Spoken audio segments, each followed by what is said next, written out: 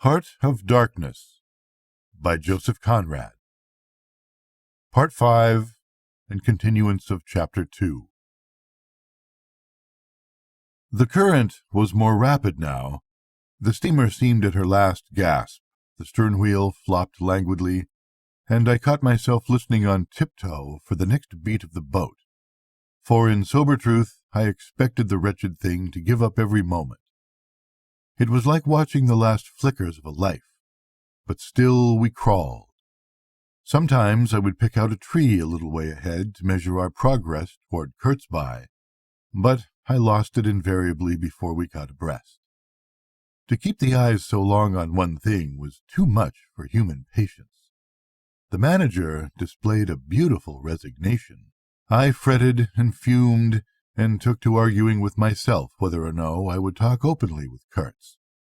But before I could come to any conclusion, it occurred to me that my speech or my silence, indeed any action of mine, would be a mere futility. What did it matter what anyone knew or ignored? What did it matter who was manager? One gets, sometimes, such a flash of insight.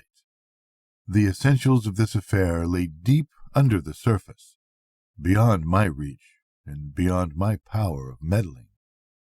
Towards the evening of the second day, we judged ourselves about 8 miles from Kurtz's station. I wanted to push on, but the manager looked grave and told me the navigation up there was so dangerous that it would be advisable, the sun being very low already, to wait where we were till next morning. Moreover, he pointed out that if the warning to approach cautiously were to be followed, we must approach in daylight, not at dusk or in the dark. This was sensible enough.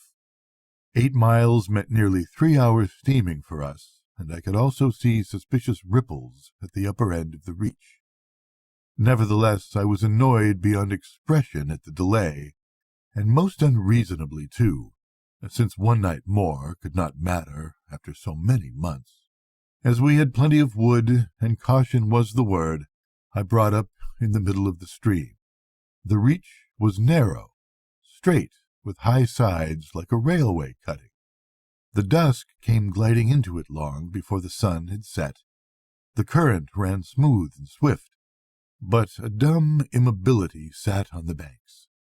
The living trees, lashed together by the creepers, and every living bush of the undergrowth, might have been changed into stone, even to the slenderest twig, to the lightest leaf. It was not sleep. It seemed unnatural, like a state of trance. Not the faintest sound of any kind could be heard. You looked on amazed, and began to suspect yourself of being deaf. Then the night came suddenly, and struck you blind as well. About 3 in the morning some large fish leaped, and the loud splash made me jump as though a gun had been fired. When the sun rose, there was a white fog, very warm and clammy, and more blinding than the night. It did not shift or drive, it was just there, standing all around you like something solid. At 8 or 9, perhaps, it lifted as a shutter lifts. We had a glimpse of the towering multitude of trees, of the immense matted jungle, with the blazing little ball of the sun hanging over it, all perfectly still. And then the white shutter came down again, smoothly, as if sliding in greased grooves. I ordered the chain, which we had begun to heave in, to be paid out again, before it stopped running with a muffled rattle. A cry, a very loud cry, as of infinite desolation, soared slowly in the opaque air. It ceased. A complaining clamor, modulated in savage discords, filled our ears. The sheer unexpectedness of it made my hair stir under my cap. I don't know how it struck the others. To me, it seemed as though the mist itself had screamed, so suddenly, and apparently from all sides at once, did this tumultuous and mournful uproar arise. It culminated in a hurried outbreak of almost intolerably excessive shrieking, which stopped short, leaving us stiffened in a variety of silly attitudes, and obstinately listening to the nearly as appalling and excessive silence. "Good God! What is the meaning?" stammered at my elbow one of the pilgrims, a little fat man with sandy hair and red whiskers, who wore side-spring boots and pink pajamas tucked into his socks. 2 others remained open-mouthed the whole minute, and then dashed into the little cabin to rush out incontinently and stand darting stared glances with Winchesters at ready in their hands. What we could see was just the steamer we were on, her outlines blurred as though she had been on the point of dissolving, and a misty strip of water, perhaps 2 feet broad, around her, and that was all. The rest of the world was nowhere, as far as our eyes and our ears were concerned. Just nowhere. Gone. Disappeared. Swept off without leaving a whisper or a shadow behind. I went forward and ordered the chain to be hauled in short, so as to be ready to trip the anchor and move the steamboat at once if necessary. "Will they attack?" whispered an odd voice. "We will all be butchered in this fog," murmured another. The faces twitched with the strain. The hands trembled slightly. The eyes forgot to wink. It was very curious to see the contrast of expressions of the white men and of the black fellows of our crew, who were as much strangers to that part of the river as we, though their homes were only 800 miles away. The whites, of course, greatly discomposed, had besides a curious look of being painfully shocked by such an outrageous row. The others had an alert, naturally interested expression, but their faces were essentially quiet, even those of the 1 or 2 who grinned as they hauled at the chain. Several exchanged short, grunting phrases, which seemed to settle the matter to their satisfaction. Their headman, a young broad-chested black, severely draped in dark blue fringed cloths, with fierce nostrils, and his hair all done up artfully in oily ringlets, stood near me. "Aha!" I said, just for good fellowship's sake. "Catch him," he snapped, with a bloodshot widening of his eyes and a flash of sharp teeth. "Catch him. Give him to us." "To you, eh?" I asked. "And what would you do with them?" "Eat him," he said curtly, and leaning his elbow on the rail, looked out into the fog in a dignified and profoundly pensive attitude. I would no doubt have been properly horrified had it not occurred to me that he and his chaps must be very hungry, that they must have been growing increasingly hungry for at least this month past. They had been engaged for 6 months. I don't think a single one of them had any clear idea of time, as we at the end of countless ages have. They still belonged to the beginnings of time, had no inherited experience to teach them, as it were. And of course, as long as there was a piece of paper written over in accordance with some farcical law or other made down the river, it didn't enter anybody's head to trouble how they would live. Certainly they had brought with them some rotten hippo meat, which couldn't have lasted very long, anyway, even if the pilgrims hadn't, in the midst of a shocking hullabaloo, thrown a considerable quantity of it overboard. It looked like a high-handed proceeding, but it was really a case of legitimate self-defense. You can't breathe dead hippo, waking, sleeping, and eating, and at the same time keep your precarious grip on existence. Besides that, they had given them every week 3 pieces of brass wire, each about 9 inches long, and the theory was they were to buy their provisions with that currency in riverside villages. You can see how that worked. There were either no villages, or the people were hostile, or the director, who, like the rest of us, fed out of tins, with an occasional old he-goat thrown in, didn't want to stop the steamer for some more or less recondite reason. So, unless they swallowed the wire itself, or made loops of it to snare the fishes with, I don't see what good their extravagant salary could be to them. I must say it was paid out with a regularity worthy of a large and honorable trading company. For the rest, the only thing to eat, though it didn't look edible in the least, I saw in their possession was a few lumps of some stuff that looked like half-cooked dough, of a dirty lavender color, they kept wrapped in leaves, and now and then swallowed a piece of, but so small that it seemed done more for looks of the thing than for any serious purpose of sustenance. Why in the name of all the gnawing devils of hunger they didn't go for us?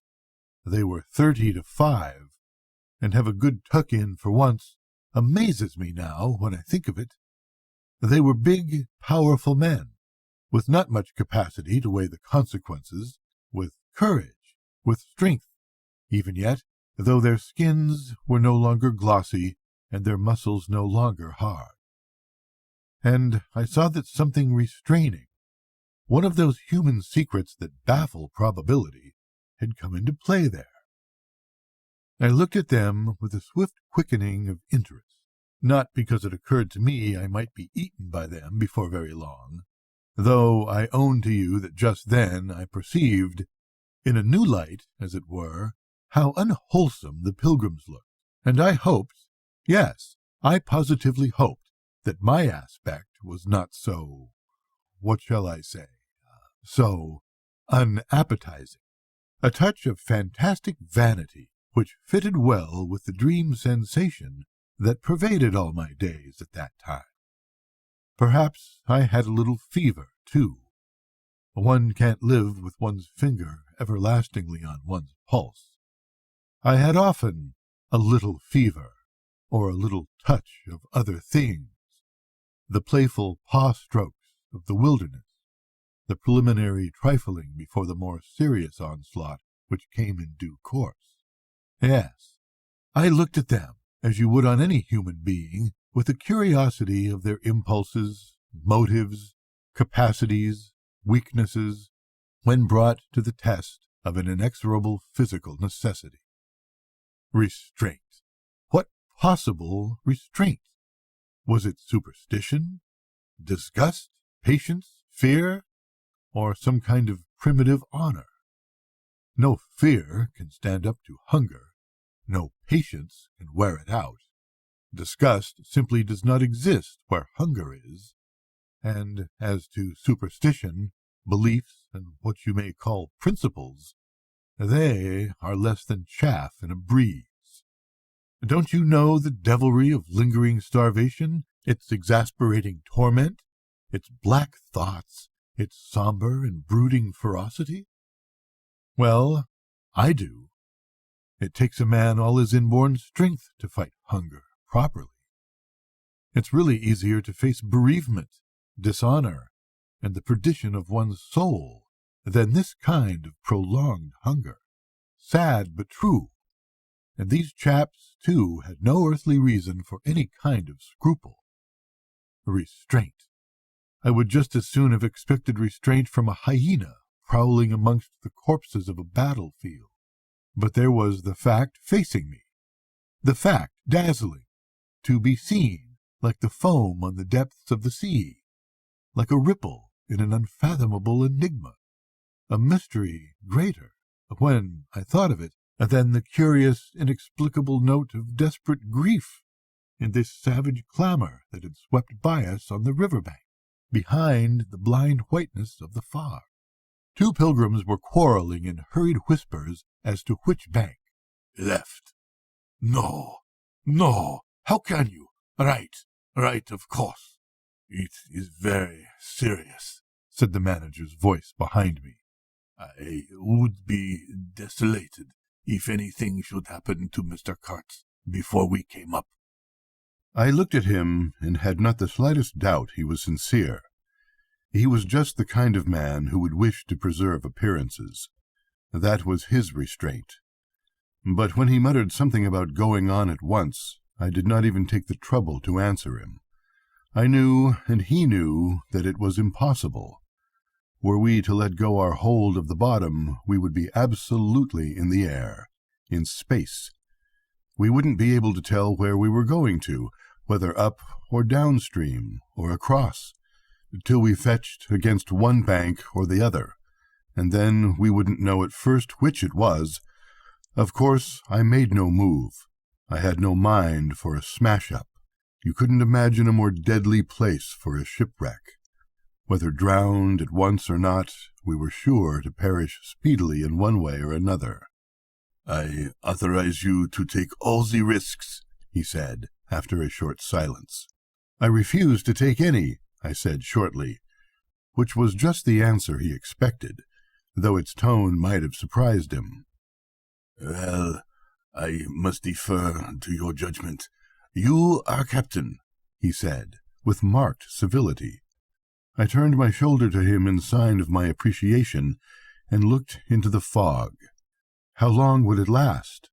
It was the most hopeless lookout. The approach to this Kurtz, grubbing for ivory in the wretched bush, was beset by as many dangers as though he had been an enchanted princess sleeping in a fabulous castle. "Will they attack, do you think?" asked the manager, in a confidential tone. I did not think they would attack, for several obvious reasons. The thick fog was one.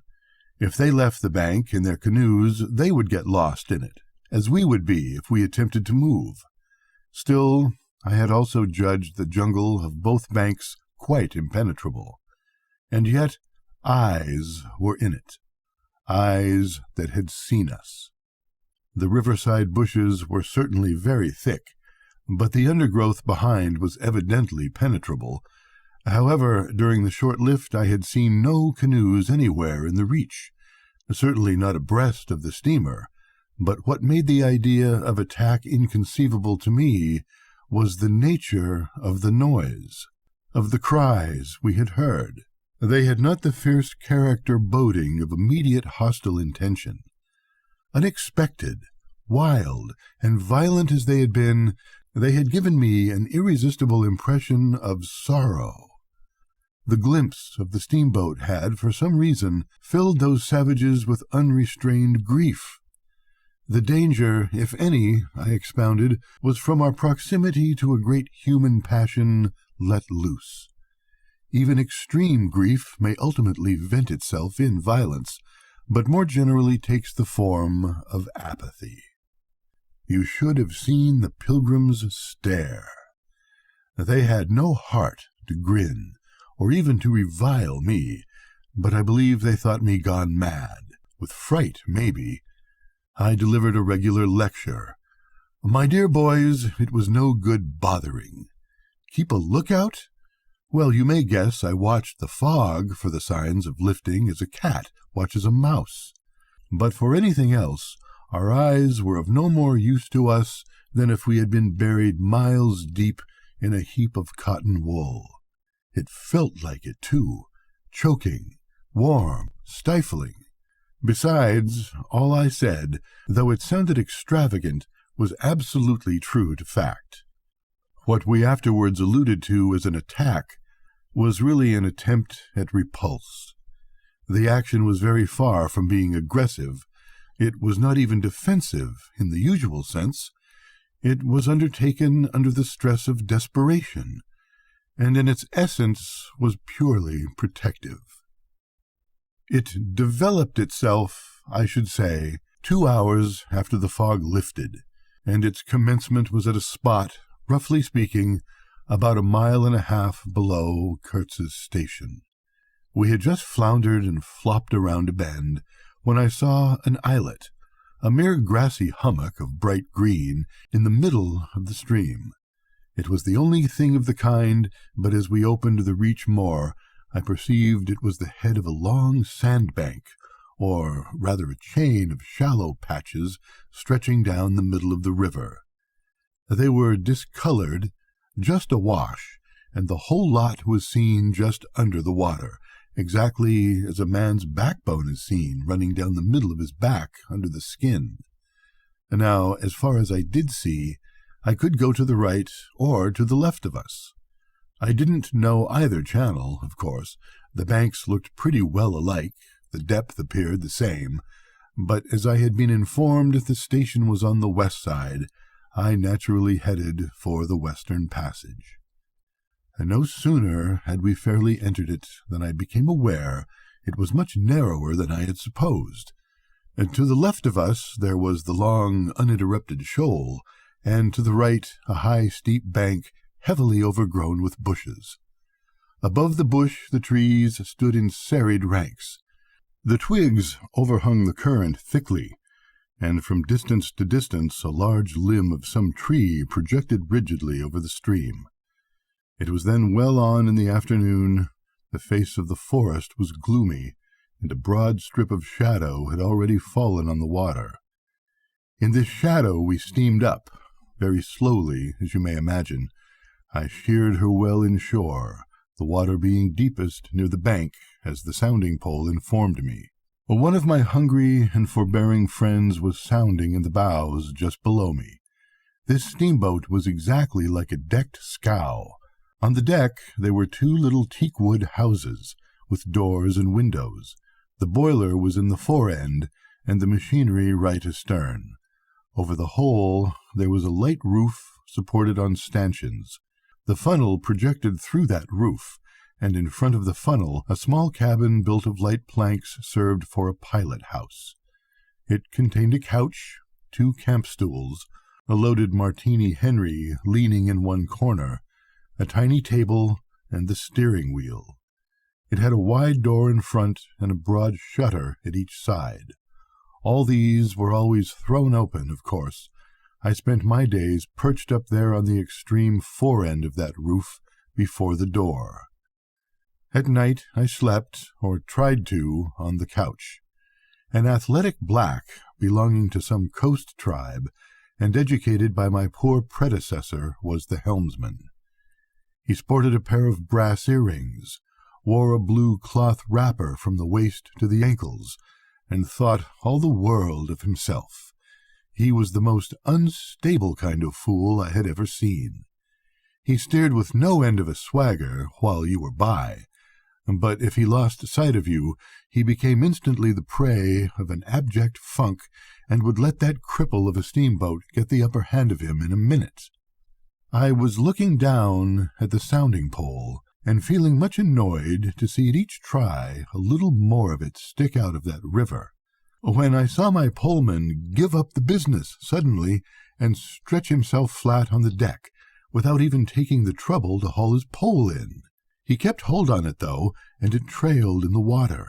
At the same time, the fireman, whom I could also see below, sat down abruptly before his furnace and ducked his head. I was amazed. Then I had to look at the river mighty quick, because there was a snag in the fairway. Sticks. Little sticks were flying about. Thick. They were whizzing before my nose, dropping below me, striking behind me against my pilot house. All this time the river, the shore, the woods were very quiet, perfectly quiet. I could only hear the heavy splashing thump of the stern wheel and the patter of these things. We cleared the snag clumsily. Arrows! By Jove, we were being shot at. I stepped in quickly to close the shutter on the land side. That fool helmsman, his hands on the spokes, was lifting his knees high, stamping his feet, champing his mouth like a reined-in horse. Confound him, and we were staggering within 10 feet of the bank. I had to lean right out to swing the heavy shutter, and saw a face amongst the leaves on the level with my own, looking at me very fierce and steady. And then suddenly, as though a veil had been removed from my eyes, I made out, deep in the tangled gloom, naked breasts, arms, legs, glaring eyes. The bush was swarming with human limbs in movement, glistening, of bronze color. The twigs shook, swayed, and rustled. The arrows flew out of them, and then the shutter came to. "Steer her straight," I said to the helmsman. He held his head rigid, face forward, but his eyes rolled. He kept on lifting and setting down his feet gently. His mouth foamed a little. "Keep quiet," I said in a fury. I might just as well have ordered a tree not to sway in the wind. I darted out. Below me there was a great scuffle of feet on the iron deck, confused exclamations. A voice screamed, "Can you turn back?" I caught shape of a V-shaped ripple in the water ahead. What? Another snag! A fusillade burst out under my feet. The pilgrims had opened with their Winchesters, and were simply squirting lead into that bush. A deuce of a lot of smoke came up and drove slowly forward. I swore at it. Now I couldn't see the ripple or the snag either. I stood in the doorway, peering, and the arrows came in swarms. They might have been poisoned, but they looked as though they wouldn't kill a cat. The bush began to howl.